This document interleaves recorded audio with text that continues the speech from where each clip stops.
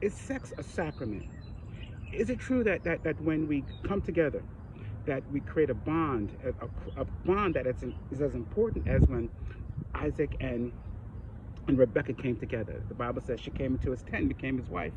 A bond that's important and irrevocable as when Adam and Eve came together. Or as important as when Judah and Tamar came together. I say this because throughout our culture, we really, really hype upon the issue of sexuality, and there's a lot of condemnation, criticism, and still other goings on. I say it's important to engage in this discussion, this self-searching discussion, because I believe it's a sacrament, and I believe once you go there, you create a soul tie. I remember growing up not long ago that if you trespass someone's daughter, they were angry that there were such things as shotgun weddings, that they wanted that daughter to be made into an honest woman. Nowadays, there's none of that. It's like a free for all, and I think the value of sexuality has decreased to such a very low level, and I wish it was back up to a higher level. Now, I could be wrong.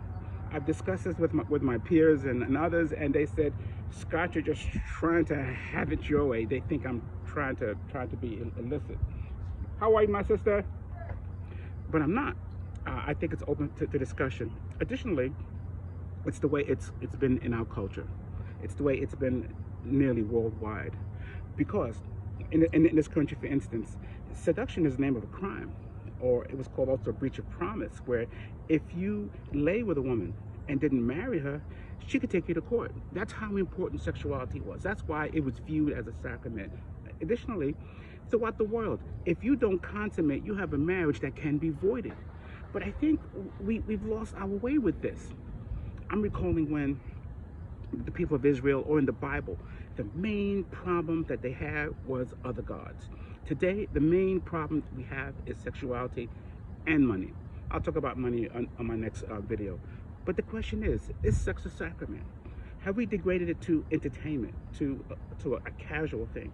Are we trespassing on each other and not holding up to our responsibility? Should we also, I know we have laws for child support, but should there be sexual partner support once you trespass? Again, in the past, the whole idea was if you break it, you buy it. These days, I'm not sure that we adhere to that, and I think it's cost us a lot in terms of social stability.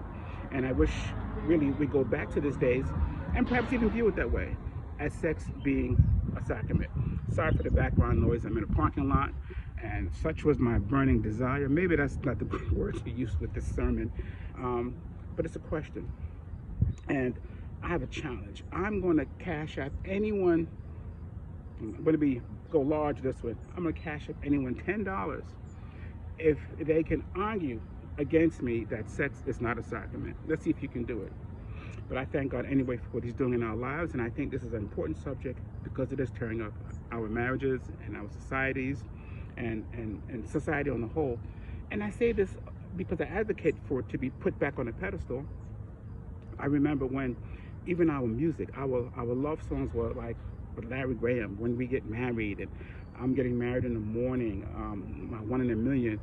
That was the focus, that was the thinking, the spirit of the age, the zeitgeist. Now it's pop that coochie, right? And such is the degradation. And I think even marriages are failing. It's because we're not giving people goals and guidance to go there, and we're suffering. I'm a single parent, and single parenting is hard. And I think when we don't view it as a sacrament or as an honor, then we get all the troubles that we have as a society. Because the microcosm of a nation is the family. Without a family, it's hard to build a nation.